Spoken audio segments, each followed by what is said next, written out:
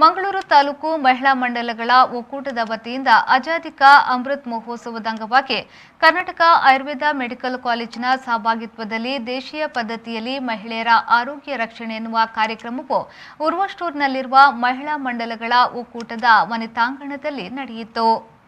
ಕಾರ್ಯಕ್ರಮವನ್ನು ಕರ್ನಾಟಕ ಆಯುರ್ವೇದ ಮೆಡಿಕಲ್ ಕಾಲೇಜಿನ ಪ್ರಾಂಶುಪಾಲರಾದ ಡಾಕ್ಟರ್ ರವಿರಾವ್ ಎಸ್ ಅವರು ದೀಪ ಬೆಳಗಿಸುವ ಮೂಲಕ ಉದ್ಘಾಟಿಸಿದರು.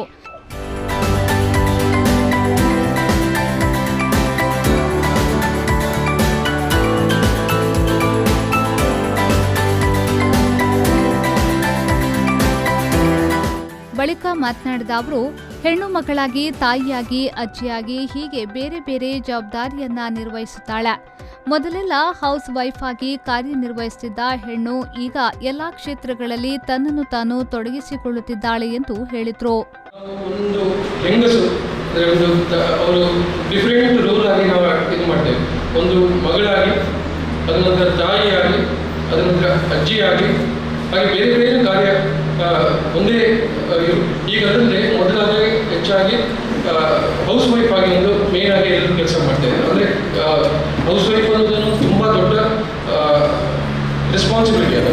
ಅದನ್ನು ಆ್ಯಕ್ಚುಲಿ ಈಗ ವರ್ಕಿಂಗ್ ವೈಫ್ ಇರೋ ಕಾರಣ ಎಲ್ಲರೂ ತಿಳ್ಕೊಳ್ತಾರೆ, ನಾವು ಹೌಸ್ ವೈಫ್ ಆದರೆ ನಾವೇನೋ ಒಂದು ಅವ್ರಿಗಿಂತ ಕಮ್ಮಿ ಇರಬೇಕು ಅಂತ ಹೇಳಿ. ಇಲ್ಲ, ಆಗಲ್ಲ. ಆ್ಯಕ್ಚುಲಿ ನಿಜವಾಗಿ ಹೌಸ್ ವೈಫ್ಸು ಎಷ್ಟು ರೆಸ್ಪಾನ್ಸಿಬಲ್ ಆಗಿ ಕೆಲಸ ಮಾಡ್ತಿದ್ರು ಅಂತ ಹೇಳಿದ್ರೆ, ಅದ ಕಾರಣ ಈ ಒಂದು 10 ವರ್ಷ ಮುಂಚೆ ಏನಿದೆ ನಮ್ಮ ಸಮಾಜದಲ್ಲಿ ಕಾಯಿಲೆಗಳು ತುಂಬ ಕಮ್ಮಿ.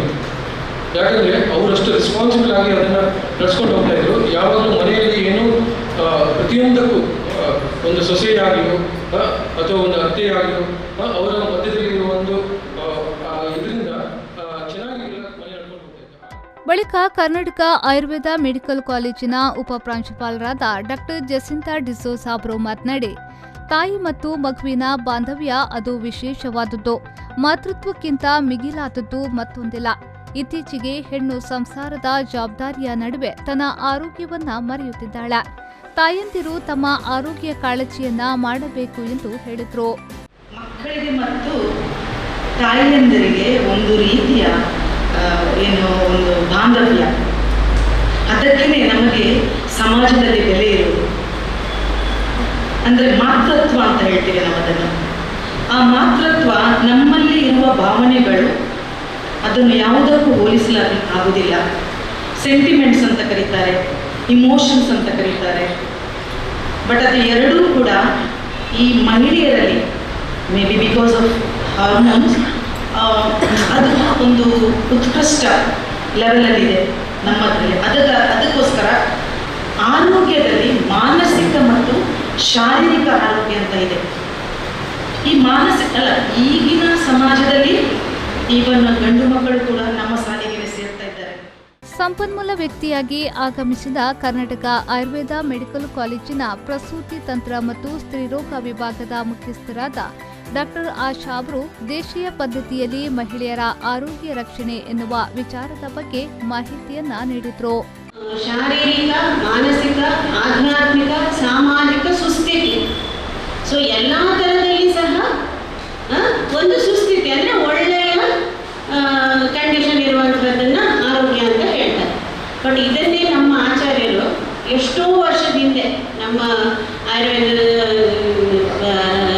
ರಚನಾಕಾರರು ಏನು ಹೇಳಿದ್ದಾರೆ ಅಂತ ಹೇಳಿದರೆ, ಸಮದೋಷ, ಸಮಾಗ್ನಷ್ಟ, ಸಮಧಾತು, ಮಲಕ್ರಿಯಾ, ಪ್ರಸನ್ನ ಆತ್ಮ ಇಂದ್ರಿಯ ಮನಃ ಸ್ವಸ್ಥ ಇತ್ಯಭಿಧೀಯತೆ.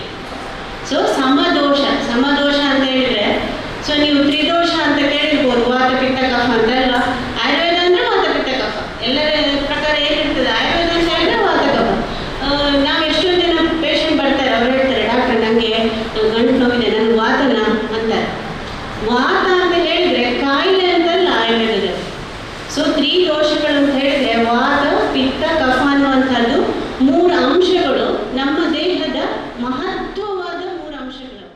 ಈ ಸಂದರ್ಭದಲ್ಲಿ ಮಂಗಳೂರು ತಾಲೂಕು ಮಹಿಳಾ ಮಂಡಲಗಳ ಒಕ್ಕೂಟದ ಅಧ್ಯಕ್ಷರಾದ ಚಂಚಲ ತೇಜೋಮಯ್ಯ, ಗೌರವಾಧ್ಯಕ್ಷರಾದ ವಿಜಯಲಕ್ಷ್ಮಿ ಶೆಟ್ಟಿ ಸೇರಿದಂತೆ ಮತ್ತಿತರ ಗಣ್ಯರು ಉಪಸ್ಥಿತರಿದ್ದರು. ಪವನ್ ಕಾಚಮಡ್ಕ, ವಿ4 ನ್ಯೂಸ್, ಮಂಗಳೂರು.